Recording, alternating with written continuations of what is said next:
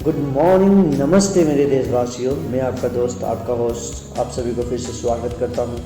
Justification by faith an evangelistic media ministry प्रस्तुत करता है हर दिन का शुरुआत खुदा के वचन के साथ, दैनिक वचन बचना और बचाना में।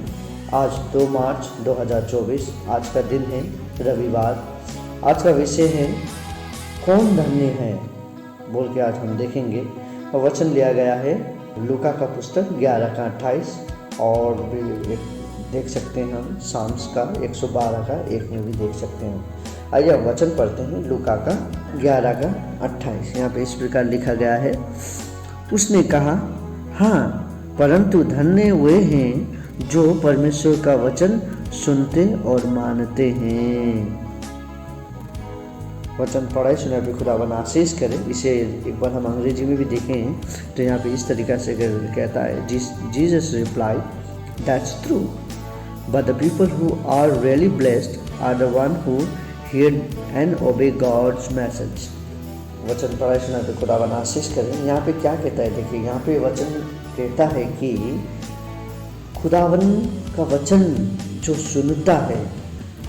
देखिए हम जब देखते हैं बहुत सारे लोग चर्च जाते हैं, घरेलू सेवकाई होता है, कौन है धन्य बोल के हम देखते हैं।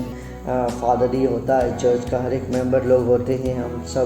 हम सब मिलजुल के काम करने की कोशिश करते हैं और करते ही करते हमारा मन में एक भावना आ जाता है, कौन धन्य हो सकता है, राइट? कौन धन्य है, कौन धार्मिक है बोल के हम सोचते हैं। इसका वचन उनके लिए है जो ये सब सोचते हैं कि कौन धन्य हो सकता है हमारे बीच में। तो वचन क्या कहता है, देखिए वचन कहता है कि धन्य वे लोग हैं जो परमेश्वर का वचन को सुनते हैं और मानते हैं। अब सुनना, वचन क्या है? धन्य, that means blessed one. Blessed one हम जब मैथ्यू में पढ़ते हैं उसमें भी हम जान सकते हैं। अब ब्लेस्ड वन कौन है?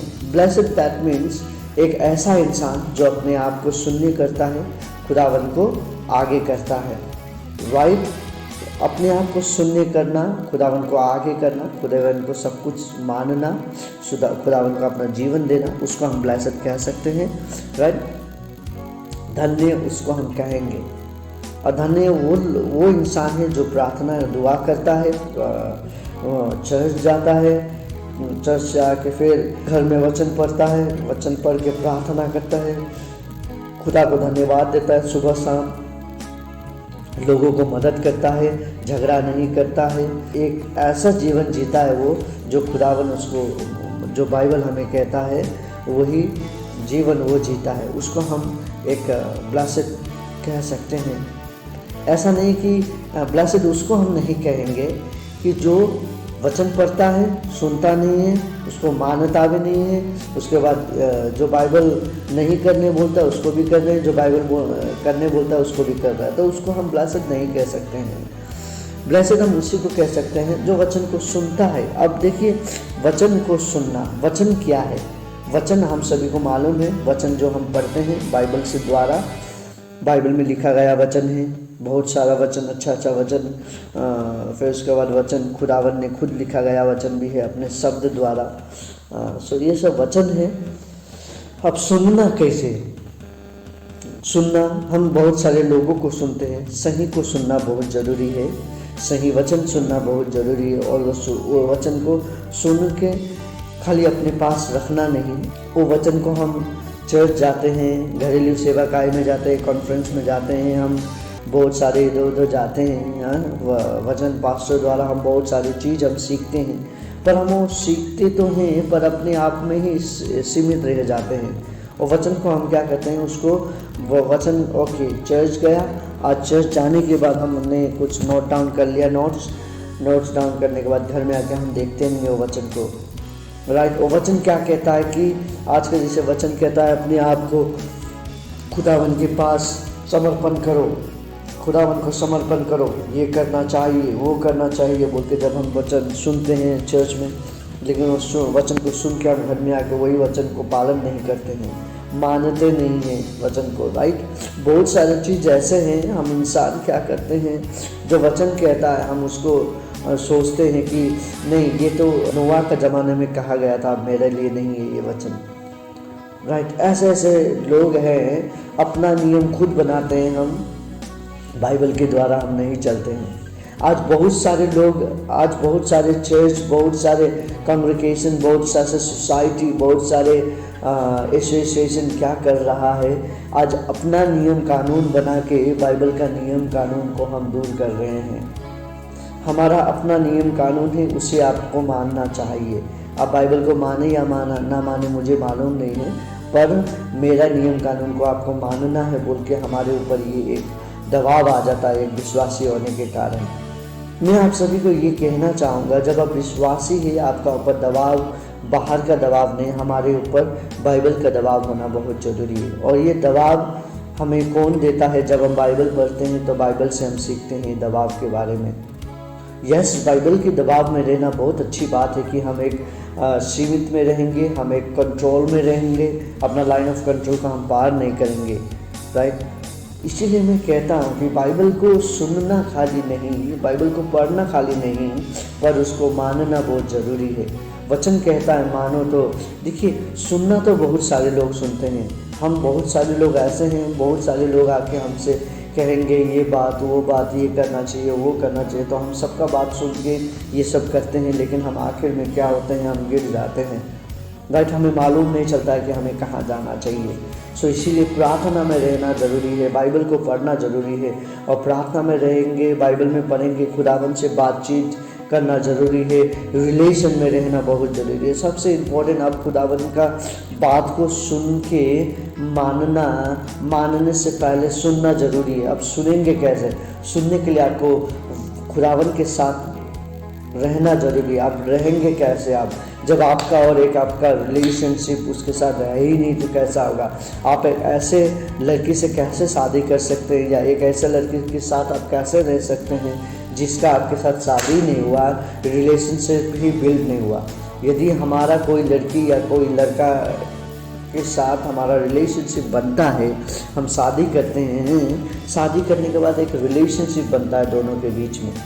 यदि हम शादी भी नहीं किए, दोनों के बीच में रिलेशनशिप भी नहीं हुआ, तो कैसे हम कैसे इससे ना वो इसको जानता है ना ये उसको जानता है, तो ये दोनों आपस में एक दूसरे को जानेंगे नहीं तो कैसे रिलेशनशिप बनेगा? सो खुदावन को हमें जानने के लिए उसका कलाम पढ़ना बहुत ज़रूरी है, पिता को जानने के लिए उसका बेटा के बारे में जानना बहुत ज़रूरी है, और बेटा को जानने के लिए बाइबल पढ़ना बहुत ज़रूरी है। आज देखिए खुदावन का वचन हमारे लिए खुला दे दिया गया है। अब हम इसे पढ़ें या ना पढ़ें वो हमारा ऊपर है, पर इसे पढ़ेंगे तो हम धन्य कहेंगे, धन्य कहलाएंगे। यदि हम इसे नहीं पढ़ेंगे तो सत्य हमसे दूर रहेगा, हम सत्य को नहीं जानेंगे और हम नर्क के आग में झोंके जाएंगे। सो आज हमारे हाथ में है कि हम क्या करना चाहते हैं। देखिए आज हमारे पास हमारा आगे जीवन है, हम क्या करें? हमारे पास होना, हमें पढ़ना चाहिए या नहीं पढ़ना चाहिए, सत्य को जानना चाहिए या नहीं चाहिए, सत्य को सुनना चाहिए या नहीं चाहिए, ये सब चीज़ हमारे ऊपर है कि आज हम क्या करें। सत्य को सुनिए, सत्य को मानिए, खुदावन को जानिए, खुदावन का कलाम को पढ़िए। खुदावन आप सभी को आशीष करेगा, कि खुदावन आपको धन्य कहलाना चाहता है। खुदावन आपको ऐसा छोड़ना नहीं चाहता है। खुदावन आपको एक उसका संतान बनाना चाहता है। क्या आप उसके संतान बनना चाहते हैं? यदि आप उसके संतान बनना चाहते हैं तो खुदावन के कलाम को पढ़िए, खुदावन की बातों को मानिए, उसके शब्द को सुनिए, दुआ में जाइए, दुआ द्वारा उसके साथ रहिए। आइए हम छोटी सी दुआ करें। खुदावन आपको धन्यवाद देते हैं आज का दिन और समय आपने जो हमें दिया। खुदावन बहुत सारे लोगों ने आज का दिन और समय नहीं देखा, पर आपके अनुग्रह द्वारा हम देख पाए, उसके लिए आपको धन्यवाद देते हैं।